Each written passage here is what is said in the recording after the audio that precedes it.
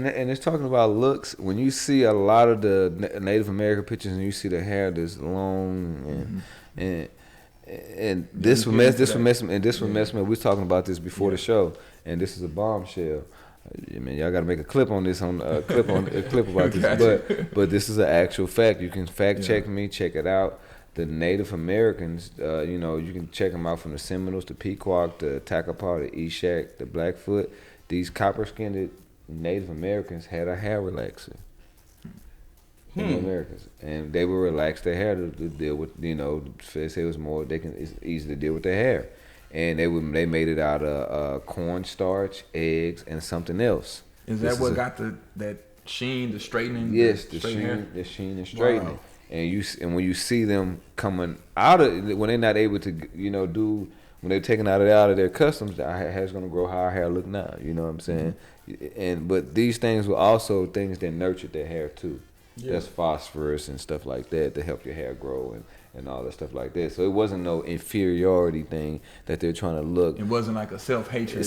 Now people say if you straighten your hair, it's associated with wanting to look like a European. Yeah, right. But we never in any history put any other person's hair on our head. It's sacrilegious. You don't know. You're actually putting their karma on your head.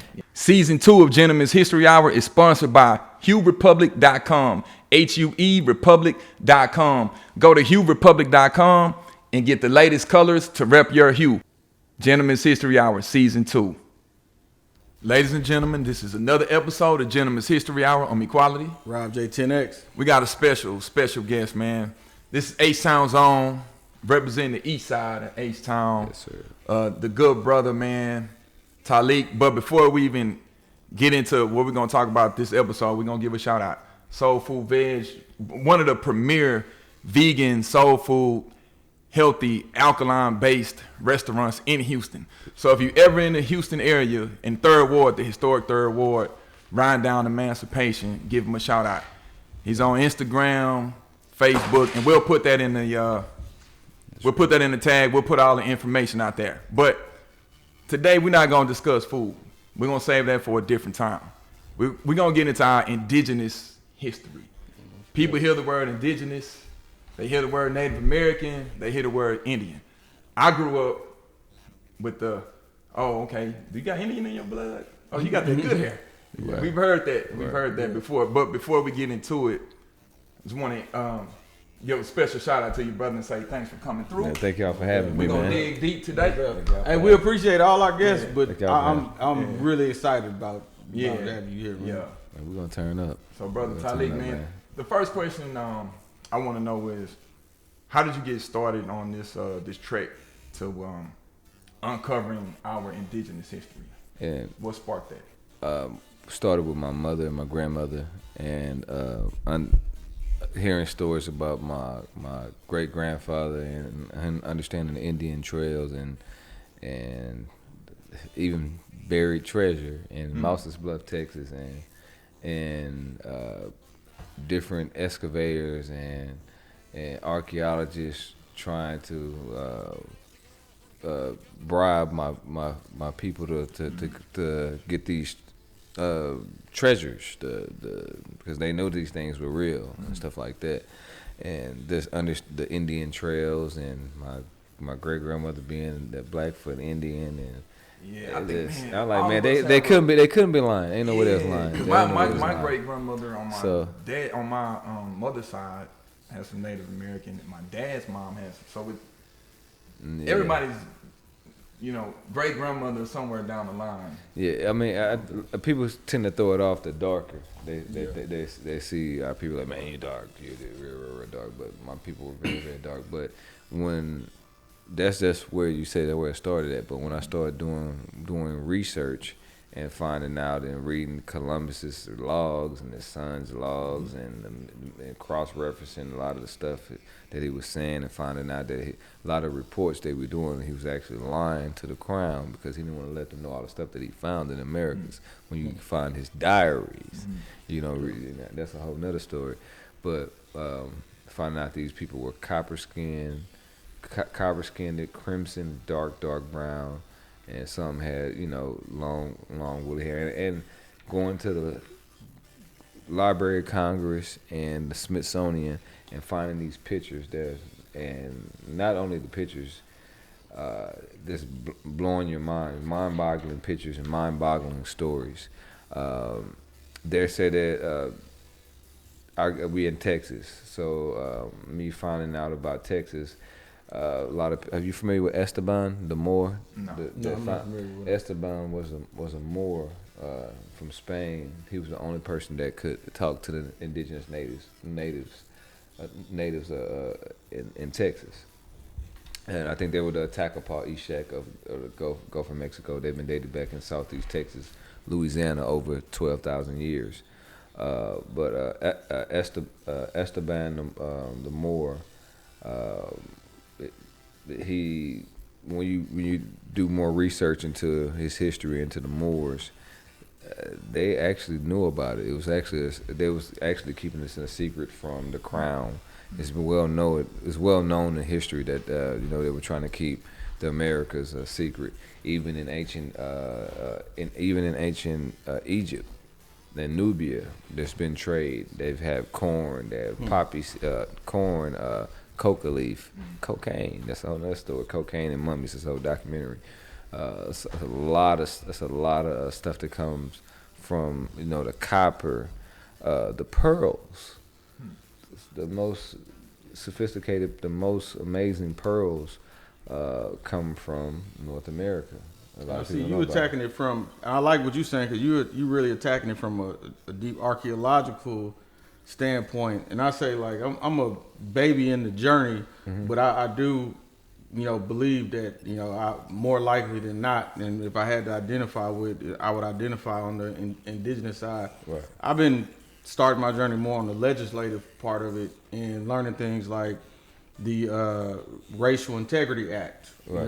In Virginia, which basically told everybody that you can no longer, if you're not white, you have to be colored. And I think a lot of the confusion comes from the fact that indigenous people were no longer allowed to actually represent themselves as that. Everybody was thrown into this pool of colored, and I think because of that, there are some people that are. And let me veg you back on that because I know it's the elephant in the room. A lot of people talk about it. Only 5% of African slaves came to North America, and we still ain't found them slave ships. You know what I mean? But it's a fact that 95% of the Africans that were taken from Africa were taken to South America, which we still ain't found what you call this. So when you go in, you just speaking of Virginia. I just got a picture of a whole bunch of Virginia Indians in Virginia.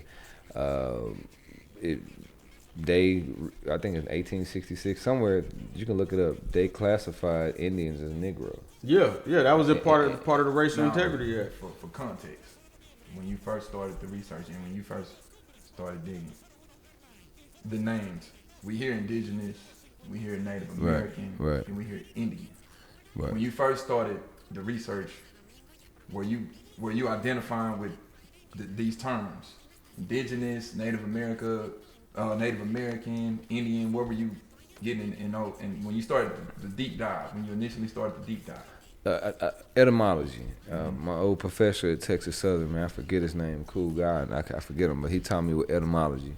So I started doing etymological roots on these names, that so-called slave names, and a lot of these names, a lot of these names, when you follow the names, a lot of these names come from different Moors that were here, different Phoenicians that came here, that were here.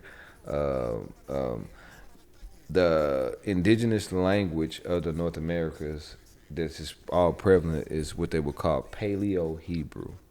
So the Hebrew comes from, I study languages too, so the Hebrew comes from the Phoenicians. The Phoenicians predate the quote-unquote Hebrew. You know what I'm saying? So you're talking about the Phoenicians were seafarers. These people been traveling. And the Paleo Hebrew, what makes it so different, whenever this is a jewel for people to how to research. You cross-reference and you try to find people. They always had people all the time that when they met different tribes, they explained how this tribe talked, how did that language speak. So I'm going to give you guys something that's amazing that you're only going to get here and this is from my research. I'm a heck of a researcher, man. I thank y'all for having me on here. But one of the languages is a guy named Kumero Khan. I do a lot of I veggie back off him a lot, but he found this out too. But that indigenous language that's been lost here, which is the Paleo Hebrew, the phonetics of it, when we spoke to each other, we rhymed. Shoot, man, hey, it was a rhyme. Man got language. Bullets, man. We rhymed. We rhymed. So I'm gonna give you another jewel how I confirmed this. It was they call this an old slave language. Y'all heard it called Tut? Tut slave. It's a language. Tut. It's called Tut. Tut. Yes, Tut. It's a language that we were just rhyming, but rhythmic? It's rhythmic, and it's idiomatic, and they wouldn't even know what it is. And it's the European lady who came out. They know what it is. She ain't gonna say, "Well, I know about it." She's telling the truth. My parents know about it. I know how to speak it a little bit, but it's actually remnants of the indigenous Black Native American language of the Paleo Hebrew. You know what I'm saying? And don't get the Hebrew thing. A lot of people get it, try to connect it to the religions, which is basically not. That's just the name, But you want to connect anything, you want to connect them with the Phoenicians, and also you can even connect them with ancient Nubia and Africa, because there was trade with iconography. You can see the Ankhs. You can see with even these people were contemporary making paper. They made paper.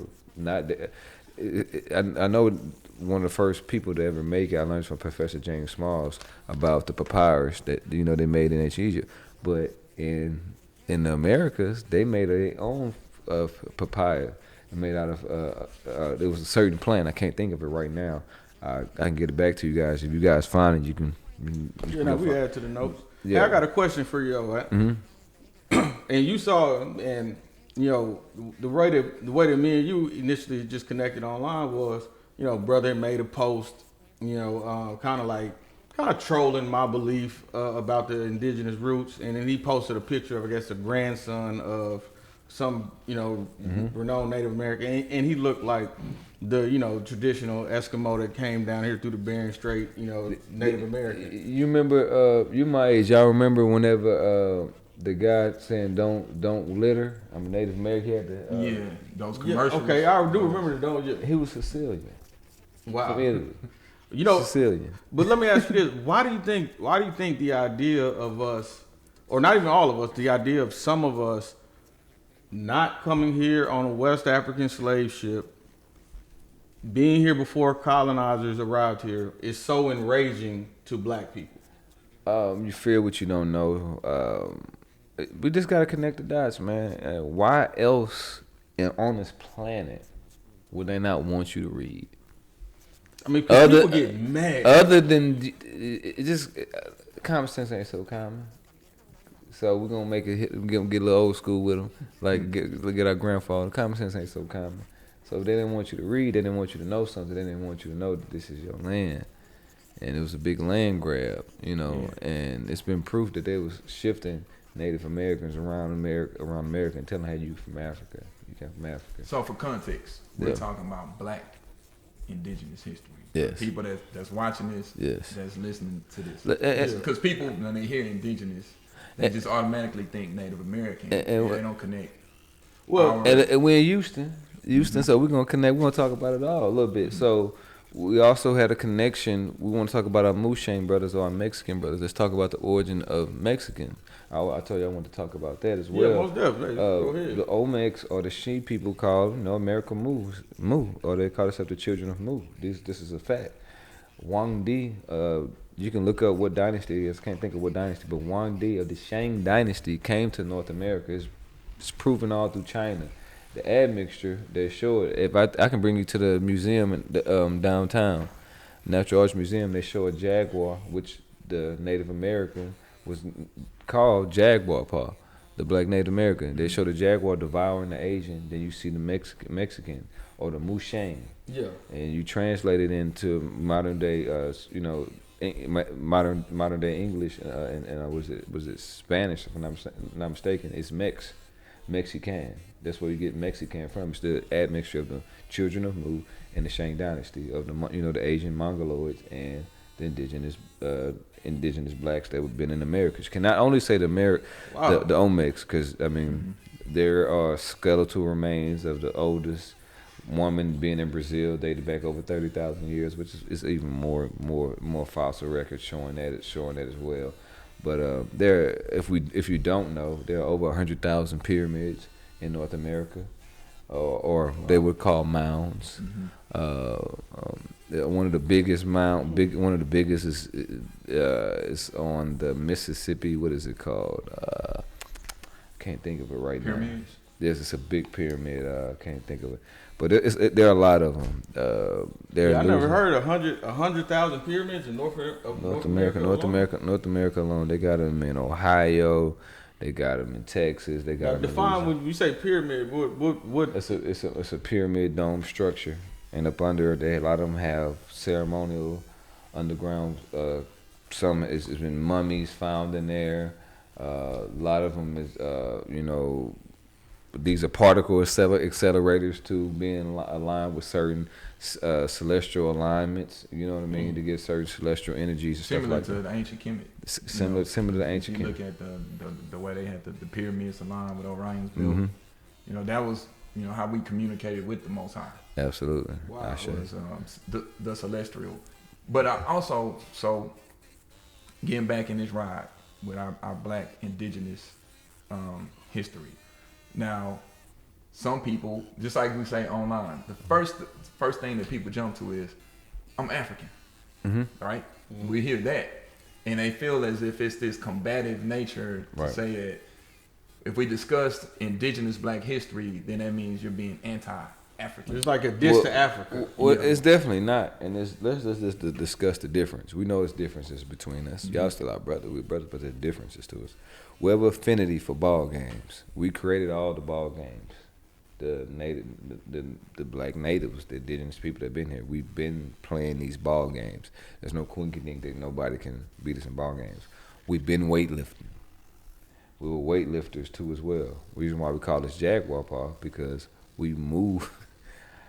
the way we move is Jaguar-like. You don't want to talk about it, but I mean, that's when the little jealousy might come in there. We're not trying to say that. I mean, we're very athletic people here. That's just what it is. And I'm not just trying to. Some try to say that that's bred through slavery and stuff like that. No, I mean we've been had ball games, sophisticated ball games. With the hip, we created hockey. We created Shanat. It's a whole bunch of different games that we played.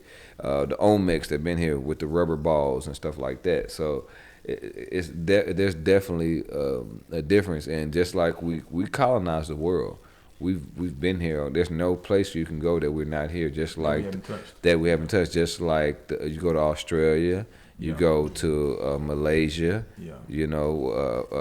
Rest in peace, Renuka Rashidi. Renuka Rashidi, who taught us about the Negritos, the Untouchables of India. You're talking on Ashwa Kwesi, that discussed that. And you go to the Inca rulers in Peru.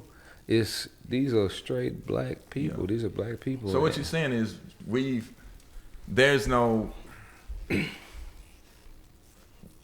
separation in saying that blacks are indigenous as well as African. There's room absolutely for both. And I think some people feel as if you're alienating us being African. Let's look at Ethiopia. Ethiopia is very, very low key. They understand what what's going on. So Ethiopia knows about the indigenous. That was where the first bones were found. Exactly. But Ethiopia know about the Canary Currents. They know about the Olmecs. They know about the indigenous Americans. And how do we know? We know that the Gulf of Mexico was called the Ethiopic Sea. But that was Let's go back to the Canary Currents too. Explain that to the people. I just came into that information. Yeah, the Canary Currents is basically currents that's on the coast of Africa that you can put a leaf there, and then that current will bring you straight to America, all to different coasts of America, depending on what current that you're on. They'll bring you to different parts of.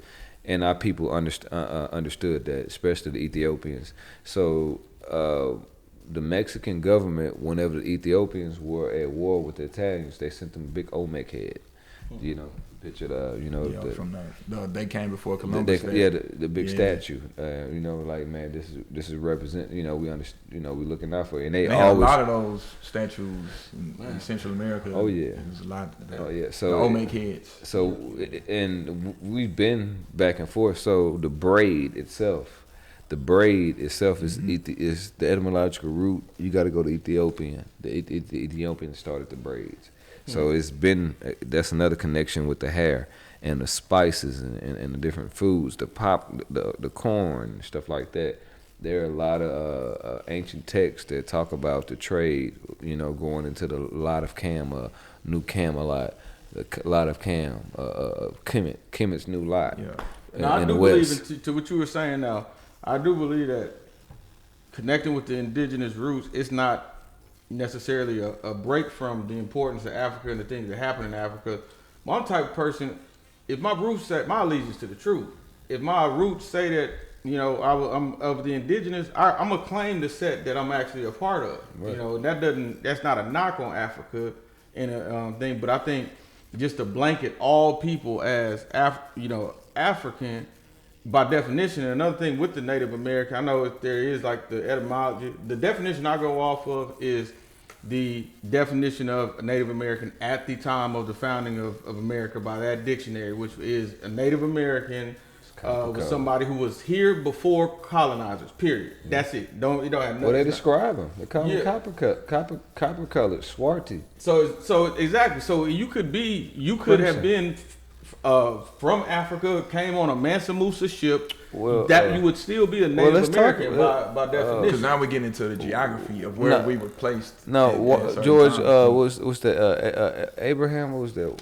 Who was that? That was part Malungi. I would say probably would be Lincoln. It was I think Abraham Lincoln. His parents were Malungi. These were light-skinned black Indians of the Americas. Who's on the penny?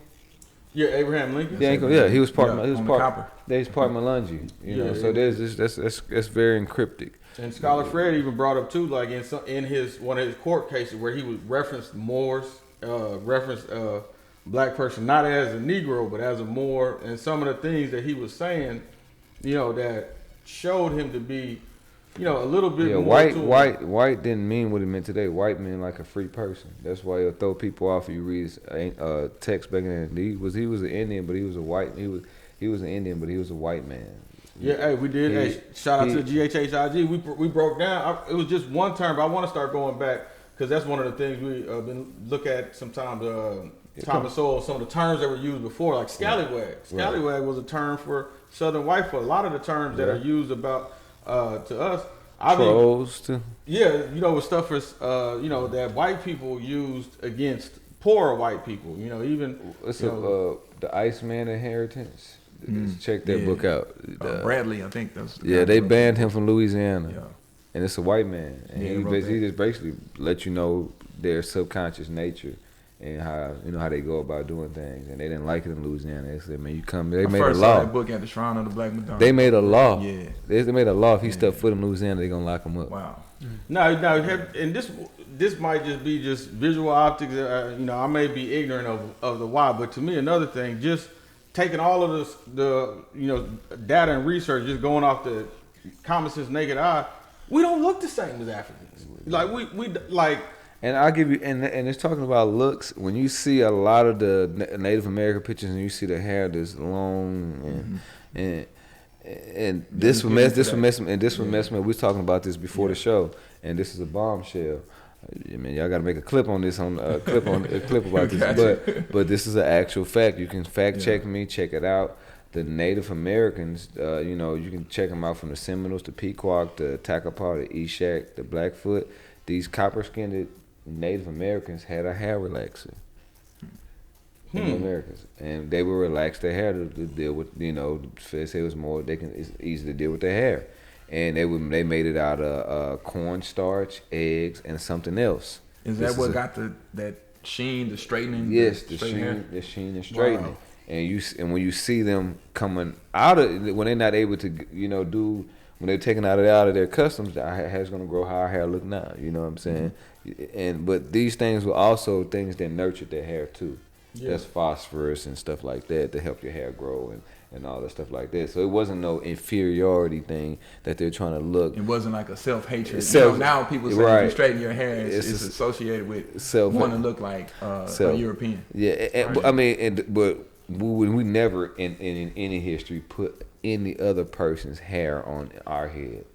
It's sacrilegious. You don't know. You're actually putting their karma on your head. The weave, the weave that our ancestors had, that they did utilize, they would keep their hair, or they would add some type of herb to the hair and weave it. Like in Nubia, it was so hot, they'll shave their heads and they'll have a wig of their own hair and they'll put it on. Man, the hair conversation, man, you can go.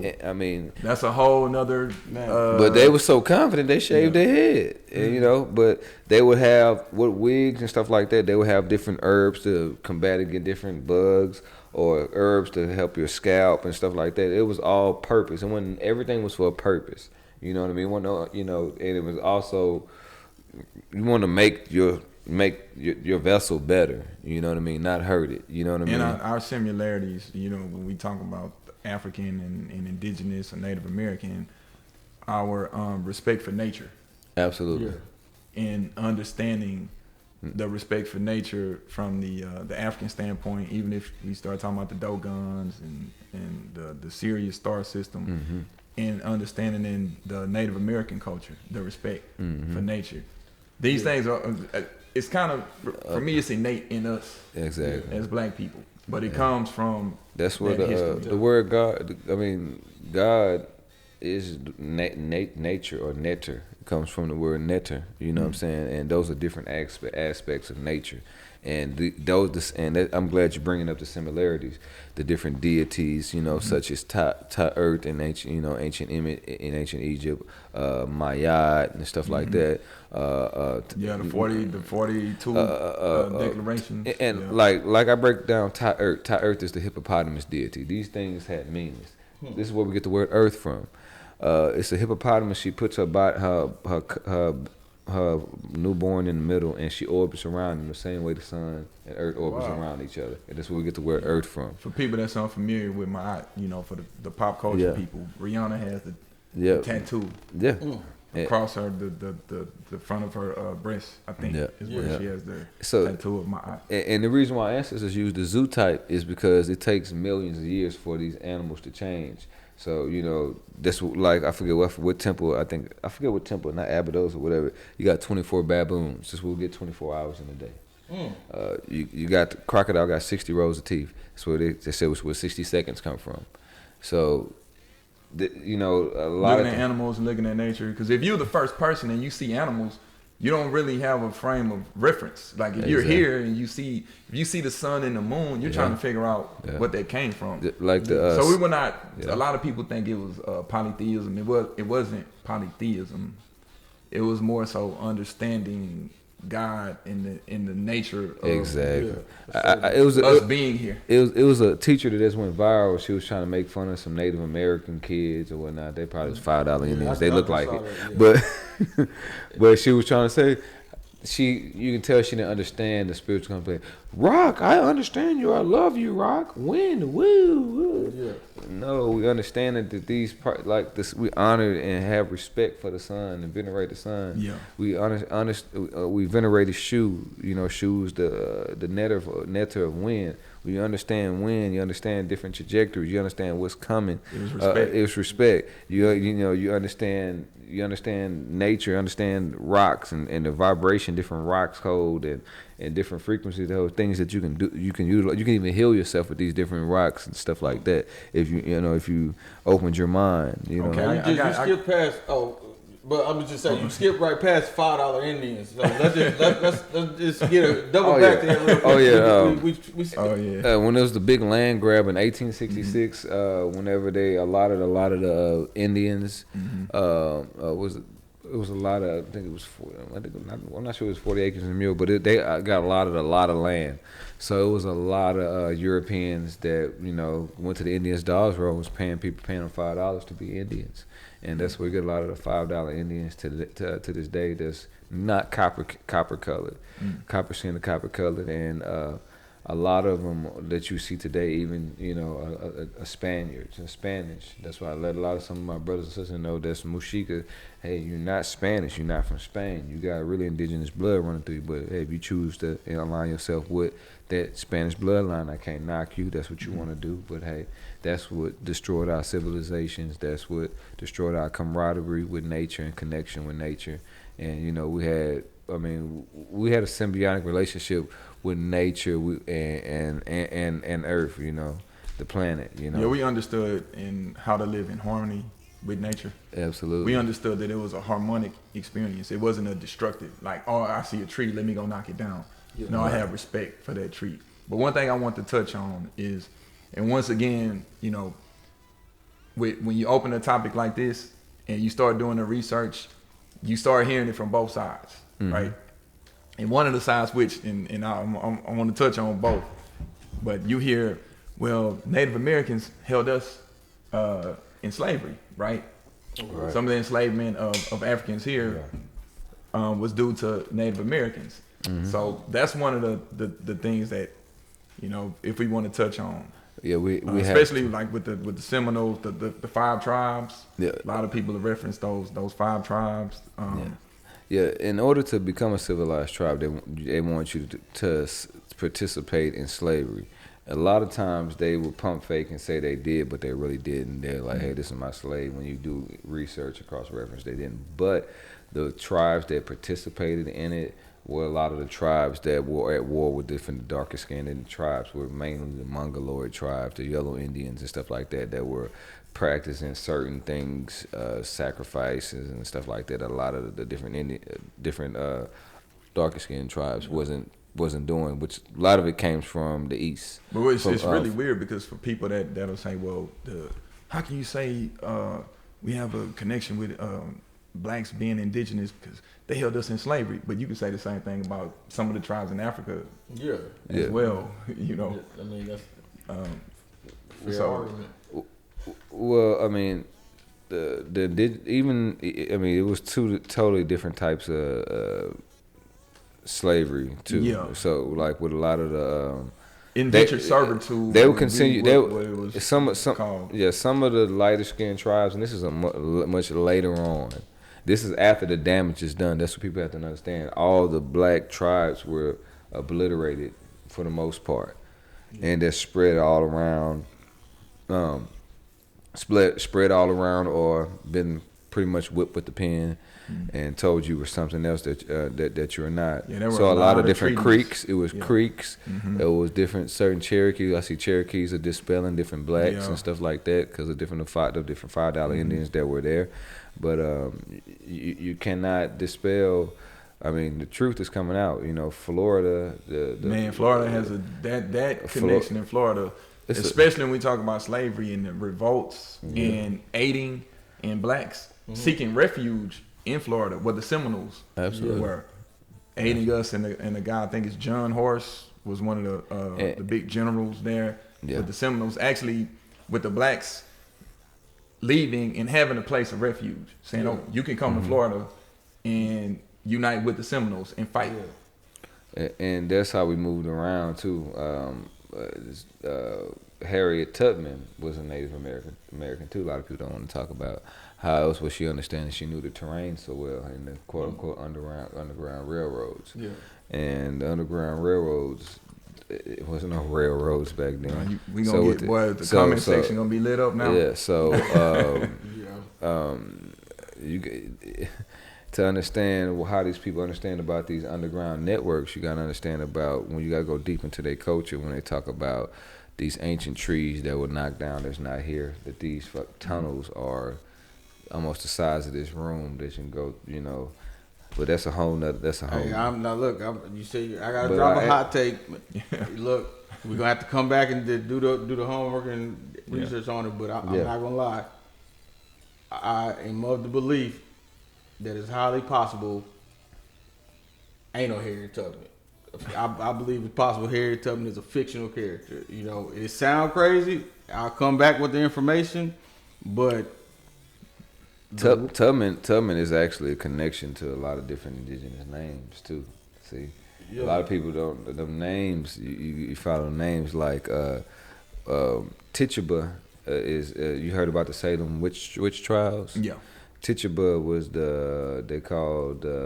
She came from the Bahamas and taught the Europeans witchcraft or whatnot.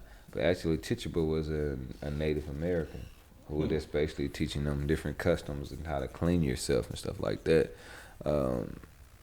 It's the Barbados, the California Indians. When you look up different records in the Smithsonian records in the Library of Congress, you can even see them doing that. It's a Vado dance. It look like they're crip walking. And these people are black with woolly hair, curly, coarse hair, swarty as they would describe. Darker skin. Yeah. Here's a common question for like people who really just don't agree with this, and even like my partner Rob, he say, so you mean to tell us that we've forgotten the whole history of who we are, or so you mean to tell us we were from one place and now we believe we're from somewhere else? What would be some of the motivation and how could that happen? We've been miseducated. They told us two different things. Just like they're trying to teach what they're trying to, what's the thing? Critical race theory? Critical race theory. Yeah. So you want to hide something, don't make that true. You want to hide something from somebody, put it in a book. So anything that I'm saying is not even really up for debate. It's for you to go research yourself and cross-reference. And I find it hard to believe, though, sometimes that people are some of the pushback and people are so adamant about, like, you mean to tell me that this, that, and the other? And these are the same people that grew up in schools that told them Christopher Columbus discovered America. Yeah, he never stepped foot in America. Yeah, so he was in the islands. He was in Barbados. If we see that even America has changed Columbus Day to Indigenous Peoples Day, how is it so far-fetched that indigenous people could potentially be the actual story? You see, he laid off when I started posting about those pictures. So if he understood about the the indigenous language that we spoke in Tut, that's they try to call it Tut, but in the rhythm, we had a rhythmatic tone the way we rap. That's how we rap and how we talk. It's in our blood, just the way we rap. You know what I'm saying? So another powerful thing too is the oldest music form in America's come from the South. It comes from the Takapa Ishak Black Indians. The word Zydeco is actually it's in their language. It's a word that comes out of that language, but it's the first music form. They've been dated back into Southeast Texas, Louisiana, over 12,000 years. They first encountered Europeans that were shipwrecked, that were cannibalizing themselves, and they saved them on the coast of Louisiana. The great Sean Corey Carter once rapped, I tried to teach brothers how to be kings and all y'all wanted to be is soldiers. And I feel like to an extent, and this is just my interpretation of it, I feel like a certain part of us, we've been so connected to slavery and struggle and this, that, and the other. I feel like if you take that away from, even though we're not taking away nothing, we're just adding to it, but it comes off to people as if we're removing a part of who we are. We had the great, Uncle Prince on the show who already told us that it takes 1 million people to create you 20 generations up. So we all descendants of, we trace long enough, even white folks, 1 million people is 1 million people. But I feel like when a lot of Black America feel like we taking away this struggle that's been a part of our identity, and I feel like it's almost to an extent it's like if a lot of brothers feel like if you take away the struggle, you're taking away a piece of them, and I think that's where a lot of the pushback is kind of coming from too, where it's like, what are we if we aren't slaves, or we aren't No, well, we were put in slavery, No, so I'm not. So that's one main thing I have to clarify. We were put into slavery. We just was shipped up and down the Mississippi and told and told we were something else. We came from here. We didn't come from. I mean, they even tell you only 5% of slaves came to North America, and we still haven't found those slave ships. You know what I'm saying? So, I mean, you gonna believe Big Mama? Then Big Mama was lying. Big Mama wasn't lying, and I mean, that's why we got to get back to our history, man. We still on topic, but I'm going to say this. You ever wonder why uncles know how to fix everything, know how to do everything? Uncles know how to, man, y'all don't make them no more. Yeah. Well, when we were segregated, and you wonder why Papa dropped out of school in 6th, 7th grade, they were teaching tangible stuff. Yeah, trades. They were teaching trades, teaching you how to live. By the time your Papa was so smart and sharp, he already got that. He's in 3rd grade. He understood it. By the time he got to 7th grade, he was a master electrician, master plumber. How to write. Yeah, master plumber. How to read, but could do things with their hands. You know what I'm saying? Now you said something. Now I ain't gonna lie. I'm 10X speaking for 10X. Right. You said something very firmly. Like we are slaves. I ain't claiming slavery until I find a slave. Going off the biblical father. Because I'm at the Civil War right now, and I see William Baker in a 3-piece suit chilling with his bit. So I can't claim that. No, they had slavery. I say they definitely had slavery. You know what I'm saying? Yeah. And the proof of that is the prisons. There's different forms. You know what I'm saying? Yeah. So no, they definitely did. They definitely did get us with that. I got a question. And they proved it that they took a lot of Native Americans and enslaved them, and the Spaniards were brutal, man. They would take the babies and you chop the babies up, and use the babies for dog food. That's terrible. You know what I mean? Yeah. So they did all these atrocities, but they did this to the indigenous people that were here. What's up with your question? Another question popped up in my head. One is when people hear the word Indian in the offense, it's like you look at some of these teams, the mascots. In your opinion, is the word Indian offensive? Well, I mean, Christopher Columbus thought he was in India, in Hindustan. That's a great point. Man. So he's seen dark people with dark, cold-blooded, wavy hair. He's even said he thought he was in Ethiopia, in Abyssinia. You know what I'm saying? He just didn't know where the hell he was going. Yeah, that's a great point because everybody hears Indian. Like, if Indian wasn't a part of the word, I think it would be like a little bit of an easier thing. But people hear. And I ain't gonna lie, like it sounds like I hear Indian, I might naturally think India, especially. And we naturally think about the mongoloid, the light skinned mongoloid looking. I'll give you a little research and because I study phenotypes and all this stuff. Just go look at an Asian and look at a black person. Go look at a Mexican Mushika brothers and sisters. You see it's right there before your face. That's it. That's the admixture right there. Period. But it goes into our presence. Yeah. Being in all these different places. Yeah. Some people say the African presence in Asia or the black presence in like you said in Australia. Mm-hmm. Or looking at the what they call the Aboriginals. Or looking at people that are dark skinned with blue eyes. Yeah. Or people that things that blue eyes and blonde hair. And blonde hair and super dark. And it's always been legends about how athletic we're here. Like, and we're the best wordsmiths. We can, you know what I mean? We one of the coldest wordsmiths. But it's a story of South America called Besurio the Beetle. Y'all heard of that? No, I haven't. Man, they said this indigenous brother was so athletic, they thought he was flying. They wrote it's a movie about him. The Beetle. He would be flying through trees, and he killed a lot of Spaniards. Killed a lot of Spaniards.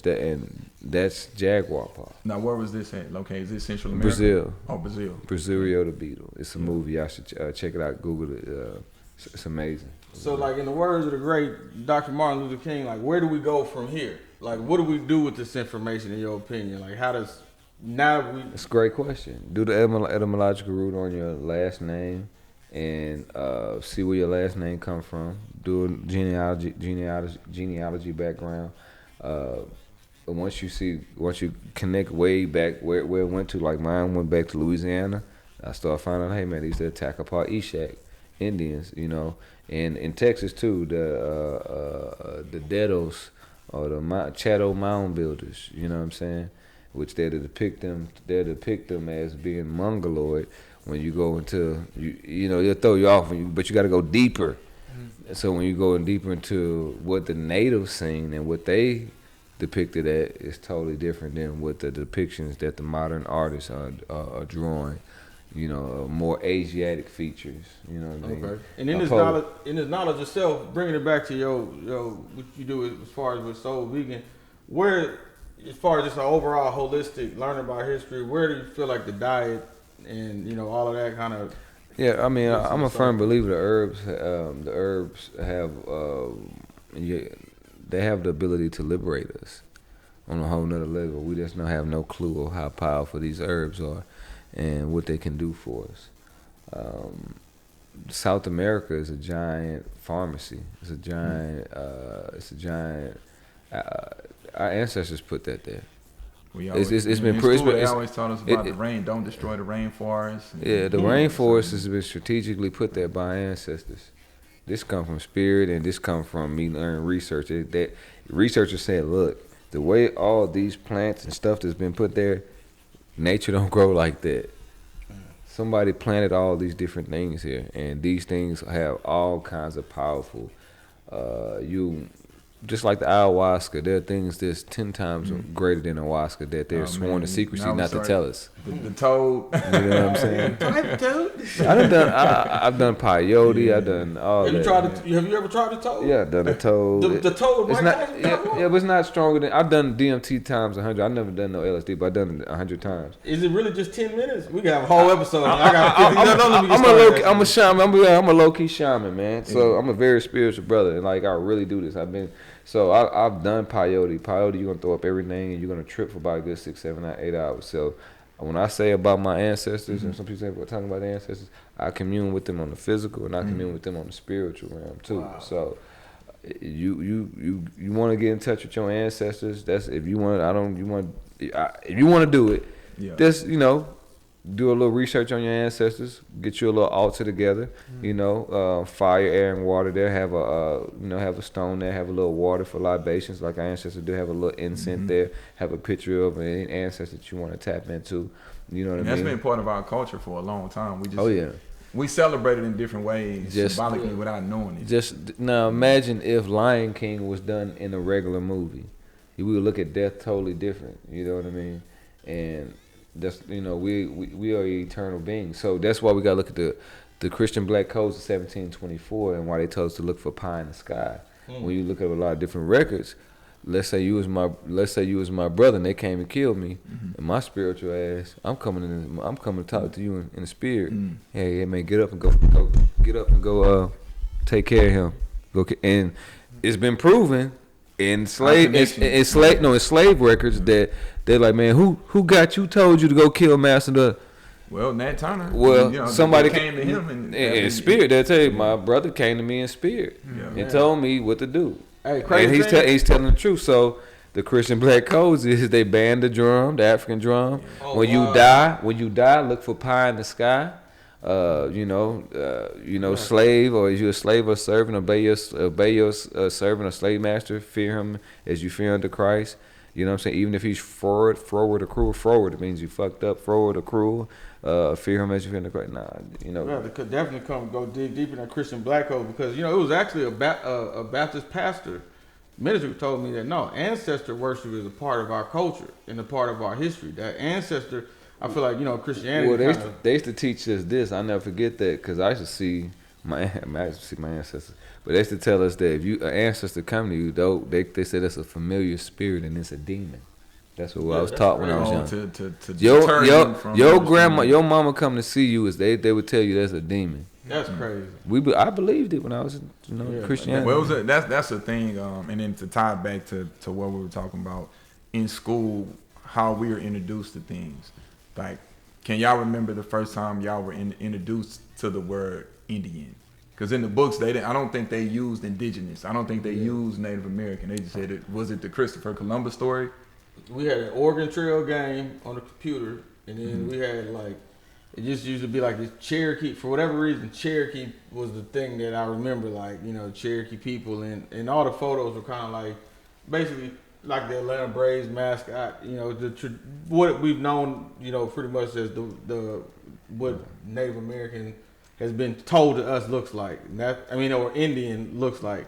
And that's really all I really remember. But we didn't identify, like, the conversation we're talking, we didn't identify ourselves in that. No, not at all. Yeah. This how I got introduced. I would see a picture of a cold, dark-skinned black lady, cold black wavy hair with gray eyes, and like that was your great grandmother, and she was a Native American, and she, you know, practiced voodoo or witchcraft. They would say, you know what I'm saying, because she wasn't Christian. And I like, man. And I do research, and we have the most piercing eyes. Like, and if I go on these different pictures, like I got my shades on, I just like, man, we have deep piercing eyes. Our eyes are different here. I mean, the different phenotypes here. We have deep, dark piercing eyes, and that's one of the phenotypes they say that was a distinctive difference between us and the Africans, you know what I'm saying? Not trying to wedge a difference, a gap, but our eyes are very deep. And there are some characteristics that'll show that, you know. But that's what got me introduced to it, getting stories that was passed down from my Papa George, who was a Native American, to my mom and them. And so when you're having these conversations with people in your family that are Native American, how do they see the history of indigenous people? Did they make a connection and say the origin of black people started? I mean, I'll be honest, they still under the spell of Christianity. Like, check this out. They found my uncles and my grandfather, rest in peace my papa, but my uncles, they had treasure on the side of our house in Mouse's Bluff, Texas. And they were digging up they got to the top of the chest. This is something that's been passed down. This is, like, we don't talk about it because, you know, nobody believes black folks, but this is true. I'm passing this down to my children. And they would get down to and the only reason why we would get to the treasure, because my Papa George said you had to say a scripture out of the book of Psalms, which now I know now that's taken from the hymns of Akhenaten and Nubia. They had to say, and you had to drop a silver dollar in there, because they say the Native Americans who treasure that was, that person sacrificed themselves to protect it in the spirit realm. If you didn't know the right things to say and make the right offerings. And it was also a story, you know, it's also a story of a man that found some treasure in Mouse's Bluff, Texas, and he didn't do what my grandfather told him, and as soon as his house finished getting built, he got burnt alive, and they never found his body. But my grandfather gave him that silver dollar to do that ritual, you know, and the only thing they found was that wallet with the silver dollar. And at nighttime, you can see the house like it's lit up there. My mom took me there as a child, and it scared the living. Like, man, they look like. And she brought me there at nighttime, like, man, that's a house. Yeah. And she brought us there in daytime. You know, being scared at nighttime, you're gonna be scared. I'm scared. I've never been so afraid. I knew exactly where I was, because I was like, man, it was like lights. Yeah. Like, it was crazy. You know what I'm saying? So it's like. So did they find that treasure? He found the treasure. He got paid like a few $100,000. Oh wow! It was real treasure. But he just didn't do his proper sacrifice. He didn't do the what my Papa George told him to do. You had to say a scripture out of the Book of Psalms, and you had to drop a silver dollar in there. So, you know. Man, I had a cousin who was murdered, and about 2 days after he was murdered, literally, in my childhood home, there's been a lot of visitation of spirit. Like, I see things, you know, see a lot of deceased family. Look, my main home, I can't even sleep in there with the lights off. Like, I gotta have the house lit up and shit. Cause like, man, it'd be like, man, even though it's kinfolk, it's just scary. How he died? He died. He was, you know, he was in the streets and he was killed. You know, so. Oh, he got hit dramatically. So, somebody double crossed him. Look. In the dream, after he passed, after that, he came to me in a dream and said, "Hey, no disrespect to the sisters, but this was his exact words." He said, "Hey, Robbie, a hoe set me up. Check my phone and you'll see it all." Dog, Bob literally said it like that, and I told my family, I was like, "Hey, this what people say happened to him." They say, but New Orleans violence is so prevalent, it happens so much. They don't even necessarily not even say they don't care, but finding the killer is not even necessarily a. No, I got my place, the Soul Food Vegan, the place there, and there was supposed to be a guy that had it, and he had died or something like that. Man, he always haunt the place. I'm a very spiritual person, man. I'm a low-key shaman, man. So one thing that I would tell people to do if y'all dealing with paranormal stuff, man, you got to put yourself in other people's shoes. I'm going to give y'all a whole different perspective to look at this. All right. Whole different perspective. So y'all ready for this? Check it out. Look at it like this, man. If somebody abruptly knocked you out, pow, pow, you dead. You like, man, hold up. I'm dead? Whoa, you're not even in your body no more. Like, what the heck is going on? You know what I'm saying? So you got to look at that perspective. And I've been here before. I know it. So I'm Scorpio, so I think about death and sex a lot. So I study all the cultures of ancient Egypt, Tibet. So reincarnation. Not only reincarnation, just going, the past life. You feel me? So what I always tell them, if it's a spirit or something like that, they want to fuck with me or something, they're like, whoa. And some try to fuck with you, make you scared. Well, I'm not scared. And I always let them know, like, hey, man, you got to go to the light, man. And I was like, man, how you know? You got to go. There's other higher forms of existence here. Or a lot of times they're going to go to the light. They got unfinished business here, and they're going to come back here. Yeah. Which in all our cultures around the world, the reason why I can say that, because that's what they say. Well, people, like I said, with black people, and I know we kind of veered off a little bit. It's all connected, man. It's all connected, man. We never disconnect the spiritual. In black families, a kid will be born, and someone will say, they've been here before. Right. Mm-hmm. So, but that same person will say, I don't believe in reincarnation, anything like that. But there'll be a kid and they'll say, man, that reminds me. Y'all ready for such and such? Y'all check this out. So we seen The Color Purple, right? You seen them? I can't stand it. I can't either. I can't either because that propaganda that they put on there is crazy. I have to tell people all the time. My mother like, that's not true. Like we didn't have no crime. First of all, it wasn't crime going on back then. We didn't have drugs back then. We didn't have homeless people back then. We had big families. If you put your hands on somebody's woman, you're gonna die. You know what I'm saying? We're no orphans like that that somebody just gonna be not worried about. You know what I mean? But they've been here before. You know, and the families, they'll say, "Oh, such and such." Yeah, you got an old soul. Oh yeah. Taliek, you got an old soul. Yeah, You've been here before. Right. Or you remind me of Uncle such and such and such and such. Somebody you never even met. Man, hold on, I'm finna say something. That's you trying to help me out. What was that before I jumped on that one? Well, you mentioned The Color Purple. All right, The Color Purple. Yeah. Boom, I'm back. The Color Purple, what they were doing, I found out. You seen the ritual they cut the kid's face? I'm like, what is going on? Actually, it's actually some high science going on. You know what I'm saying? I did not realize it. So they putting scarifications on those children. So that specific scarification, whenever, let's say when they die, they have records of that. Another baby is gonna be born with that scarification as a birthmark, and like, hey, that's you. Oh wow! That's how you identify that. Yeah, that's you. Man, that's how that. So that's another reason why they called us Nagas too as well, because we knew how to track our souls, and we just would shed it. Hey, we came back. See, that's the history that we don't learn to give us that sense of pride, just giving us that sense of pride in knowing that we are connected to everything. I think one of the main things that people should get out of us having this conversation is that we are connected to. Season 2, we're gonna be dropping heavy notes with the episode. Okay. You know what I'm saying? Like, so yeah, I mean, before we wrap it up, and we start talking about the books, and really, talking about what you got moving forward as well. Yes, sir. For people that's watching this and understanding this, the idea is not to create a divide. No, not at all. It's for us to understand where we come from, and who you are, and where we've been, and studying the geography, and understanding our African history, understanding our connection to Asian history, understanding our connection to the indigenous history of the people that's related in our family, and taking it and going back and going further and further and further. Because sometimes we look for the divide before we look for the togetherness. Exactly. Well said, man. And the Hopi prophecy said, this is a tribe from Arizona, Nevada. It said, the black bird will come save the brown bird from the white bird.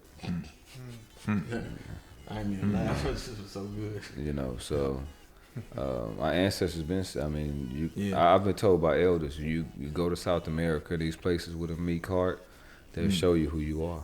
Yeah, Mexico. They you know, places around the world, they'll show you who you are as long as you have a meek heart and you're humble. You know what I mean? They'll definitely show you are because they know who you are.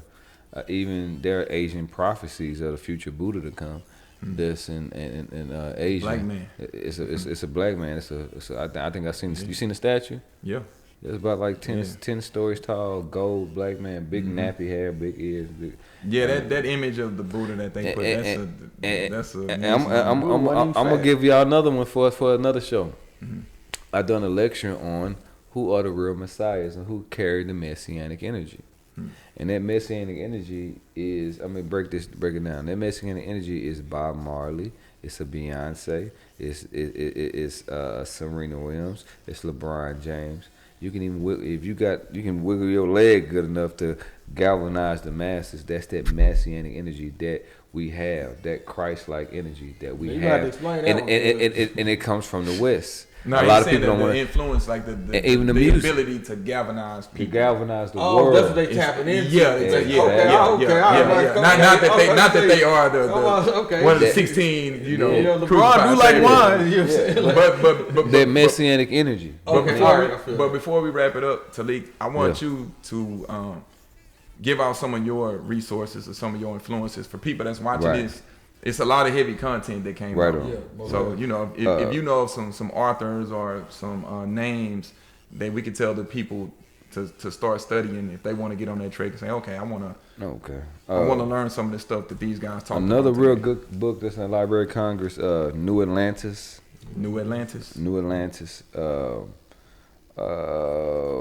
Check out Dr. Eileen Bay. Another researcher brother I work with, a guy's named Kumario. Let me give you his name. Of course, they came before Columbus. Yeah, I've inserted them. A lot of those guys back then were archaeologists, and that's the other thing. Oh, that is dope. Connecting to history, they studied archaeology as well, and how it all connects, and how we are all interconnected as black people. So want to say, man, once again, appreciate you for having me, man. Sharing that energy and information with us. Now you a part of the GHH family. So we don't have guests and treat them like, okay, you just a guest. Now you part of the family. So whenever you got something on your mind and you want to build, let us know. We're going to talk about it, get it out to the people. Our goal, man, is, you have kids? Yeah, absolutely. To show that when your kids get older and they see you, on TV, on film, my dad was talking. Right. He was talking that talk. Right on. And so that image of a strong black man with some knowledge and understanding. A lot of times when we see us, we only see us talking sports, or we see us crying on CNN or some shit like that. Right. One of our platform is to show us, and they say a positive affirmation of us, strong, and talking that talk and talking history. We can be sitting here talking about some bullshit all night. Yeah. We talking that talk. So this is GHH on Equality. Rob J10X. Brother Taliek. Brother Taliek, Soul Food Vegan. Soul Food Vegan. If y'all in the city, check it out. Love y'all. Thank y'all for tapping in, man. GHH. Yeah. We out of here. If you're watching this on YouTube, man, hey, y'all, hit the subscribe button. Hit the like button. This is Gentleman's History Hour.